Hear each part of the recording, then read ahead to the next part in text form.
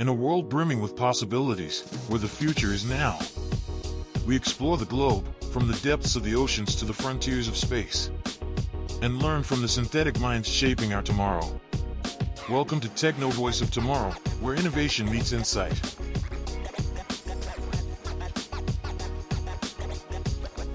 For countless individuals, mastering a new language isn't just a luxury, it's a necessity. But the real question is, are you eager to dive into a new linguistic adventure, yet daunted by the seemingly endless hours it demands? Here's some good news. With the advent of cutting-edge methods, learning a language can now be up to 3 times faster. The key? Leveraging artificial intelligence to turbocharge your language acquisition journey. In today's discussion, we'll explore 5 revolutionary AI-driven techniques that promise to transform your approach to language learning. From the personalist guidance of Dictionary Custom GPT and Grammar Custom GPT, to the insightful feedback of Essay Evaluator Custom GPT, and the innovative practice opportunities offered by word dictating and transcribing features, each method is designed not just for efficiency, but also for practicality in everyday life. Embrace these tools, and you'll find yourself not just learning, but thriving in your new language with unprecedented speed and confidence.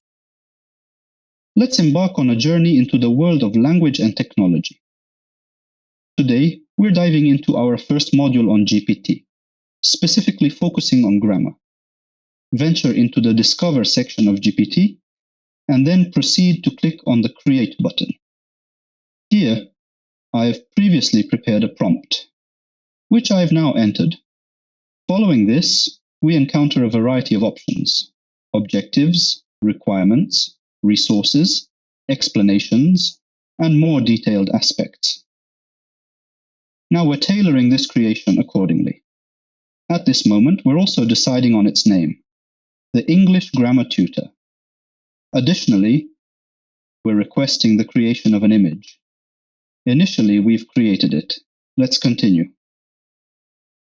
As a primary resource, we'll be adding a grammar book. Now the book has been added. It's designed to cater to everyone from A1 to C1 levels. But a picture hasn't formed here. We're recreating the profile picture. Later on, you can publish it for everyone. You can see the link to share and view it yourself. It's made publicly accessible. And I'll drop the link below.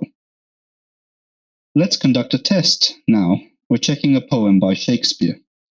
And in this poem, everything is already correct, but we're verifying it here.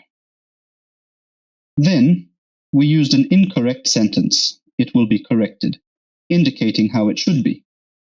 We're continuing, hence trying another sentence again. This is a correct sentence. Yes, here the sentence is dissected into its elements. Moving on to the second item, the GPT dictionary module. There's no need to get lost in any dictionary or Google Translate here. I have prepared prompts beforehand. Various sections like those in the previous GPTs are present here, including explanations.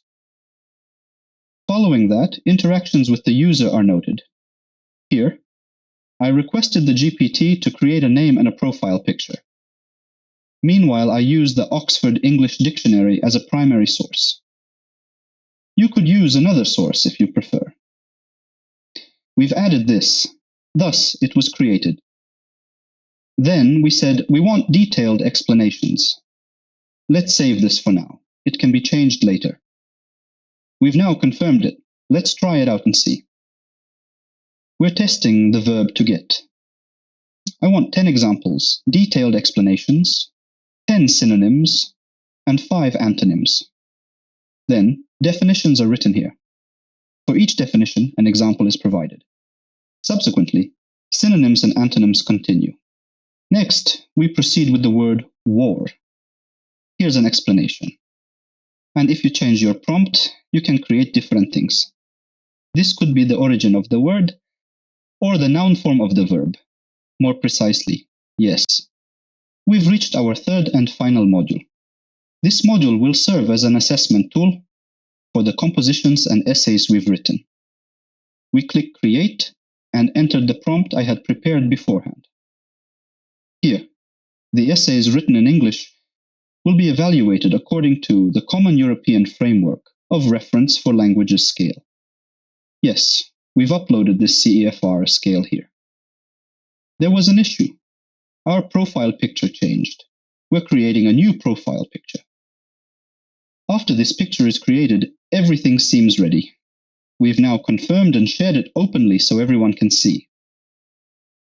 Naturally, you can view the link in the description. Initially, we evaluated a poem by Shakespeare. It was deemed to be at the C1 level. Quite normal. Now, we're also going to evaluate a song by Queen, Bohemian Rhapsody. It's being assessed according to the CFR scale, evaluating grammar and vocabulary. The song's context and meaning were found to be at the B2C1 level. In this manner, you can do the same. Now, to the most important and least known part.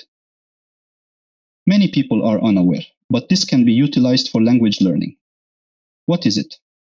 The dictating feature in Microsoft Word, which converts spoken words into text, and transcribing feature, which converts a voice recording into text.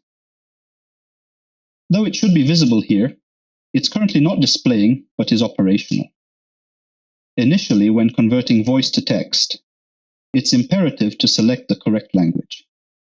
If the wrong language is chosen, the translation will be incorrect. I'll show you this in a video shortly. As you can see, it can convert both video and audio files. We've set our language to American English. This process doesn't take long, regardless of the file size. I should mention that if the file is large, it might take longer, but it's not excessively long. This feature can be used for free. No additional charges are applied. It's a standard feature of Microsoft Word. This is crucial. For instance, after converting a text, something related to Sora can be done. From here, an analysis based on the text, speakers, and timeline can be conducted. This allows for creating listening or subtitle exercises.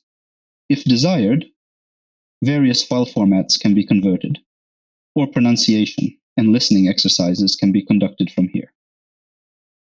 Continuing, there was a procedure that needed to be done from a different screen. It wasn't visible in my recording program, so I had to find another solution and recorded it with my phone. Here, we set the speech language to English and activated the automatic punctuation and marking feature. Additionally, there's a feature to filter slang or offensive words. After saving these settings, the microphone was activated. Yes, we've explained this before. Now let's do a trial. I am learning English using artificial intelligence. That's it for today. As we close this chapter of discovery, remember to subscribe and join the Techno Voice of Tomorrow for more insights into our incredible future. Stay inspired, stay curious, and let's keep shaping tomorrow together. Subscribe and be part of our journey into the next horizon.